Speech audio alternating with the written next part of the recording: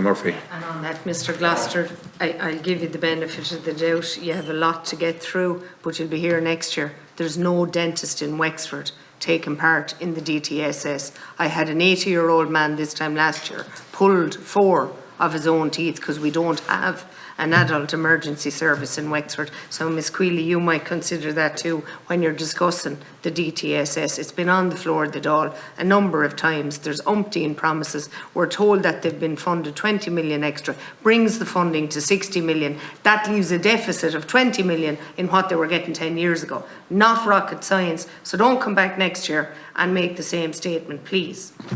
So, Mr. Mulvaney, I want to go back to the reporting, because I'm really concerned that if we're going to make progress on this, I need to understand, and the committee needs to understand, from the public purse perspective, how a report was generated that left out so much information financially, that misled the department.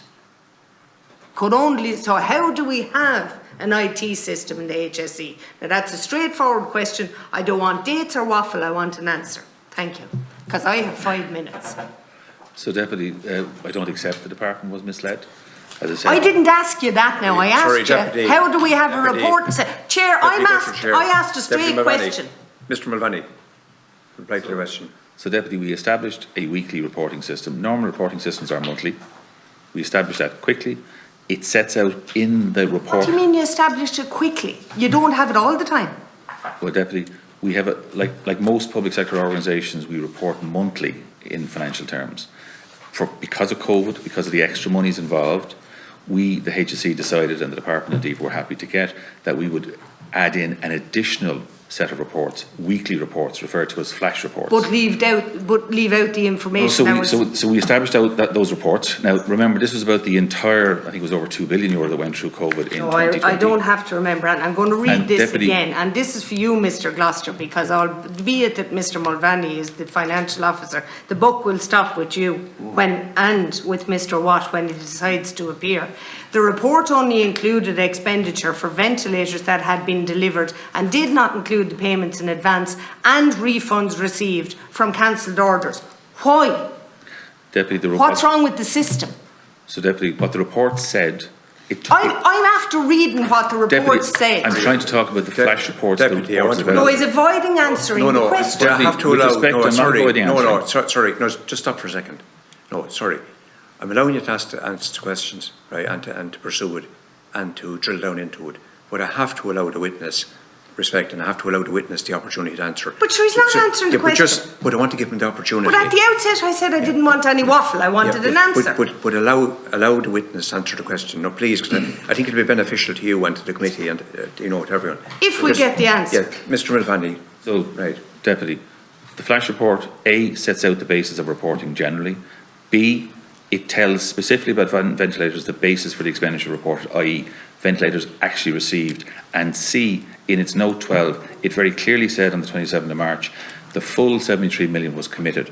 And D, as I've said to you earlier, in hindsight, would I prefer had we actually also put a cash payment amount in there? Yes, that wouldn't be normal in terms of accounting. Do I believe anyone was actually misled? No. Was there any intention to mislead? Absolutely not. Right. So tell me this then. I love the way you accept everything. In 2017 and 2018, this committee made recommendations in relation to guidelines. And they were made to the PAC requested that DEEPR amend guidelines concerning advanced payments, and yet it would appear there was no express guidance issued. 2017, 2018, I don't know, colleagues. I'm asking this to DEEPR. There was no guidelines issued, which clearly is how this has arisen. Have we guidelines now? Yeah, Deputy, so guidelines were published in March of this year. After the event, but we do have them now. They are published now. And you'll provide them to the committee. We will, yeah. That's grand. And in relation to, when we go back again then, Mr. Mulvaney, can we still generate reports with information deficits that would mislead, whether it's intentional or not? Again, I don't believe the reports, I don't believe anyone was misled, Deputy, but you can always have problems with reporting and its interpretation. We're always trying to improve the quality of the reports, and as I said, we have done a lot to improve the quality of reports. And the IFMS system, as I said, it goes live in the east in 3rd of July, and it'll be everywhere in the HSE, 100% of our own services by 2025. So that'll be another step up in terms of improving. But we don't wait for that. So we report as clearly as we can and as comprehensively as we can. And then we don't just send reports separately, we also account, we turn up for meetings, we discuss the information, we hear what people want in terms of further information, and then we do our best to provide that. But So then that's it the just process. seems highly coincidental that this happened then, I suppose, really. And it just would... I don't know what you mean, Deputy. Well, that the ones that were actually, as I said, from the report, that they included only the ventilators that had been delivered, not the ones that were paid for in advance or refunds received. It's just very strange, and I'm sure people will make up their own minds. Anybody looking in will find that strange, I'm sure. You don't, clearly, but then that's probably part of why we are where we are. These things just I keep think, Deputy, happening. you're Advices inappropriately issued ascribing by motive the here now. Public Accounts Committee are ignored for 2017, 2018, then this arises, we lose 30 million that we have to follow 22 of through the legal system, and then we get guidelines. It's atrocious, it's absolutely atrocious, Chair. I'd ask Mr Gloucester who in the committee here is responsible for Section 39 funding. Who's responsible? Who is there anybody here who the buck stops with in relation to it? So Section 39 funding is predominantly administered through the 9 chief officers in each of the community So there's healthcare nobody here organisations. today. Well, there's one chief officer here. Miss There would be Queenie. an example, Well, the question I have then- of it. That's grand. Miss She wouldn't be Queenie, responsible for all of was it. funds sanctioned last October to a Section 39 called Windmill Therapeutic in Wexford. No. They were never received. Is there a reason for that? Are you aware of that now? I wouldn't be aware of that particular agency because it's not in my area, but the chief officer in that area may be aware of it. So we can certainly follow it up for you. Well, if they Deputy. closed their doors and left a couple of hundred service users without a service, would you be aware of it?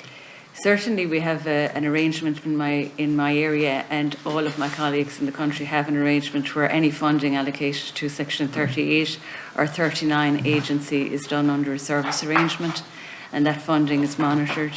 What do you mean a service arrangement? A service arrangement is a contract for service.